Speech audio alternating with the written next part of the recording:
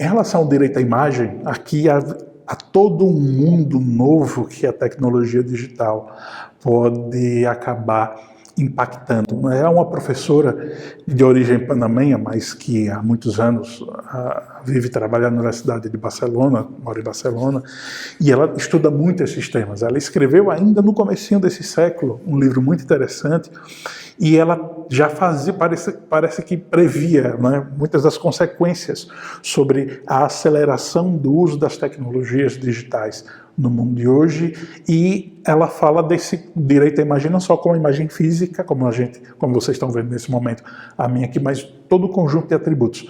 Vou ler para vocês o conceito de professora Ana Sanches. O direito à própria imagem pretende garantir a liberdade da pessoa para controlar seus atributos, como, por exemplo, a imagem física, a voz ou o nome, e, ao mesmo tempo, o direito de controlar a finalidade que deve dirigir-se a essas manifestações da pessoa. Portanto, a faculdade outorgada por esse direito consiste, em essência, em impedir a obtenção, reprodução ou publicação da própria imagem por parte de um terceiro não autorizado, seja qual seja a finalidade informativa, comercial, científica, cultural, perseguida por quem a captura ou a difunde. Esse conjunto de atributos, como voz, imagem, pertencem à pessoa. É mais um dos direitos de privacidade, ou, como diz uma parte da doutrina, direitos da personalidade. Por exemplo, sou eu que defino o que é que vai ser feito com essa imagem. Até mesmo a ACES não adquire os direitos autorais, não adquire a propriedade intelectual desta aula. Esta aula me pertence e, claro, está sendo usada no contexto dos materiais didáticos dessa disciplina Direito Digital, do curso de Direito da ACES.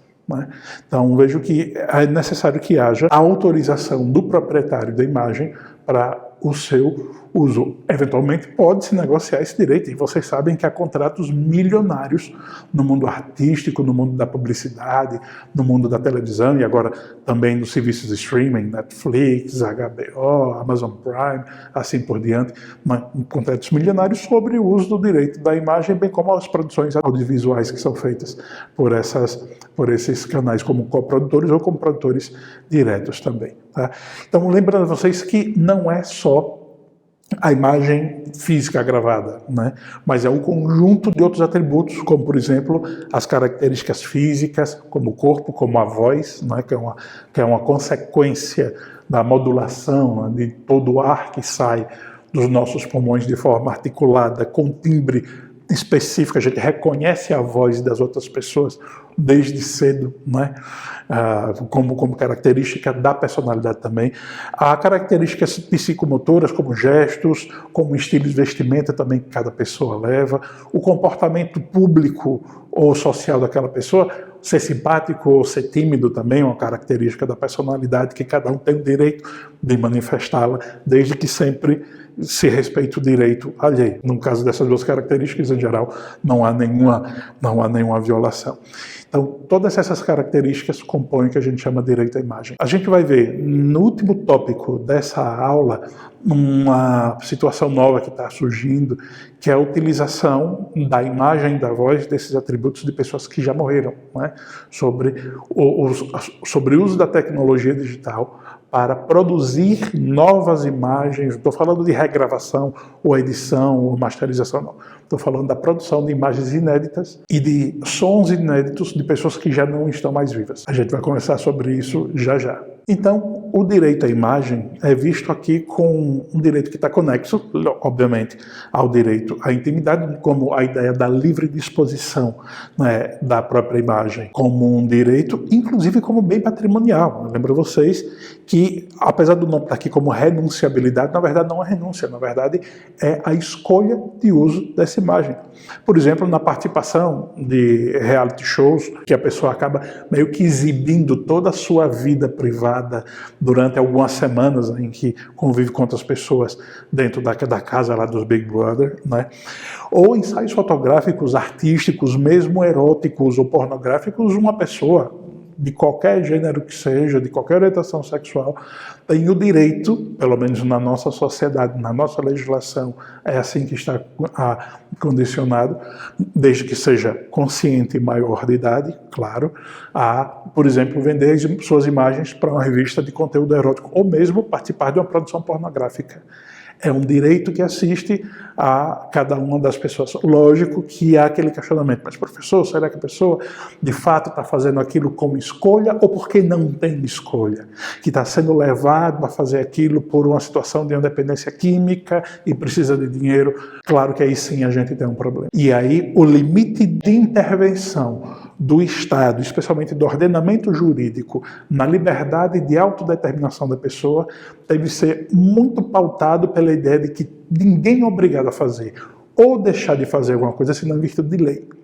Se não houver claramente uma lei combinando que determinadas situações são proibidas por motivos que estão claramente elencados, não há proibição. O princípio é da autonomia da vontade. Lembra vocês que quando a gente chama de princípio da legalidade, que a gente vê muito forte no direito penal, é um princípio que diz que não há crime nem pena sem prévia combinação legal.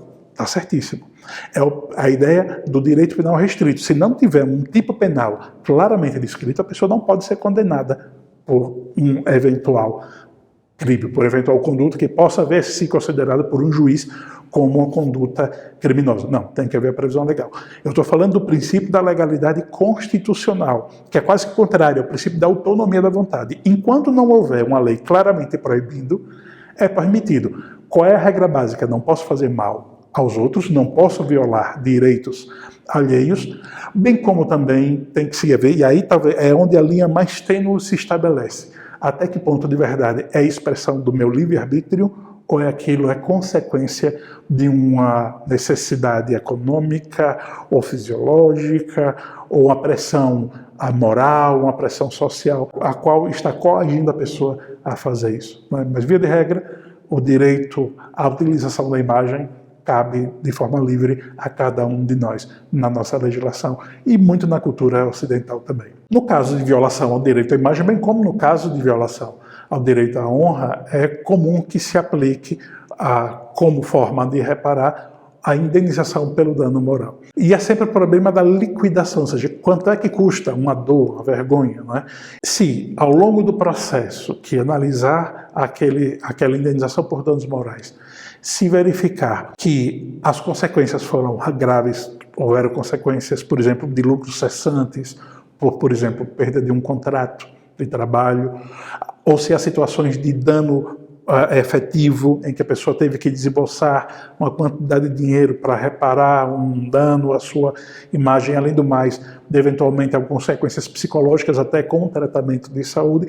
Em geral, a justiça brasileira tem aplicado valores relativamente baixos para o dano moral. Vai aí por volta de R$5.000, pouco mais, pouco menos por isso, por exemplo, por uma postagem incômoda em um grupo social.